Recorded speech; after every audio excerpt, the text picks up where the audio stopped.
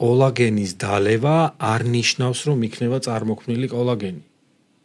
შეიძლება კოლაგენი მოვიდეს ჩვენთან C ვიტამინთან ერთად და ხშირია ერთად. ასეთი კი. კი ბატონო, რატოა ხშირი? იმიტომ რომ კოლაგენი რომ წარმოიქმნა, საჭიროა ბევრი კომპონენტი. და ჩვენ ამ ბევრი კომპონენტიდან გარანტირებულად ვიღებთ მხოლოდ დავუშვათ 2-ს. ხო? მაგრამ თუ მე არ მაქვს სხვა შემადგენელი კომპონენტები, მაშინ კოლაგენი არ წარმოიქმნება. ელასტინს რა უყო? კერატინს რა უყო? ესმის აი ყველაფერი ჩაჭური რეაქცია. ბევრი შემადგენელი ნაწილი აქვს, ხო? ანუ ბევრი არა, მაგრამ რაღაცა ძირითადი, ხო? აი საინტერესოა ძალიან. მოდით ვნახოთ. კოლაგენი, ელასტინი, კერატინი. ეს არის კანი, ხო? კლასიკური გაგება.